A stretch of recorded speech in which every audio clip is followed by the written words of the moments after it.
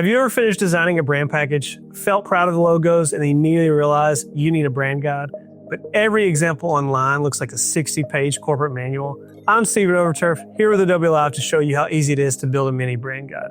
This walkthrough is meant to keep things simple, practical, and something you can hand off to a client or keep for your own projects.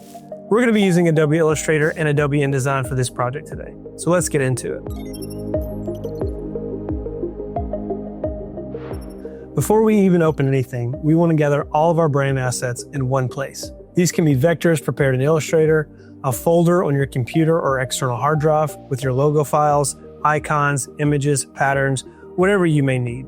I'm using my personal brand assets for today's project. I've got all of my logos and marks ready in Illustrator so I can copy and paste directly into InDesign. You can also export them and place them as linked files, whatever keeps everything organized. And here's my project folder. Everything is labeled clearly so nothing gets lost once we start building our brand guide. Next, let's jump into InDesign and create a new document. Your size is completely up to you or your client. You can use standard paper sizes or even screen-based size like 1920 by 1080. Just make sure it's not too big or too small. Choose something reasonable that's easy for anyone to view or print. I'm creating an 11 by 17 inch document. Now let's build our layout. This is where your structure starts to take place. A mini brand guide works best when everything is divided into simple, clean sections. It keeps the layout easy to skim, visually balanced, and clear for anyone reviewing it. As you begin drawing your frames or guides, think about hierarchy. What should someone see first? What deserves the most space? This helps create a natural flow from top to bottom. When you build out your sections, you can use rectangles, guides, or a loose modular grid. The goal is to block out areas where each part of your brand will live. Keep your spacing consistent, let the boxes breathe, and adjust proportions based on what you want to highlight. I'm creating a box for the primary logo and another for the word mark and supporting icons. For the color palette, I'm building a section that includes hex codes, RGB, and CMYK codes, including Pantone values if you have them. To grab your color codes, let's jump back into Illustrator, create a swatch group of your colors, select the folder of your colors in the swatch panel, click the menu icon on the top right corner, and choose Create Swatch Info. In the pop-up, choose the formats you want to display like hex, RGB, or CMYK. Copy that text and paste it into your InDesign text box, then format as needed.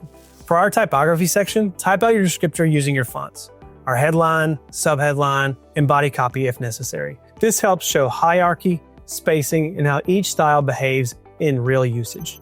For your patterns, graphic elements, or illustrations, give them their own dedicated space so the brand's visual language has room to breathe.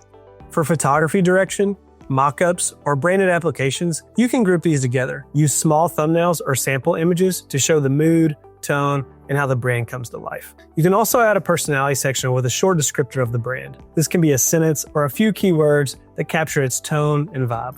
Once all these sections are laid out, you're ready to start placing your graphic elements. Once you've got everything placed, take a moment to polish things up. Tighten your spacing, check your alignment, and make sure each section feels balanced and consistent. Little adjustments go a long way in making the guide feel professional. When everything looks clean and organized, you're ready to export. I'm exporting a PDF for easy sharing. If you need to include linked files or fonts, you can package the InDesign file as well. This mini brand guide becomes your quick reference sheet.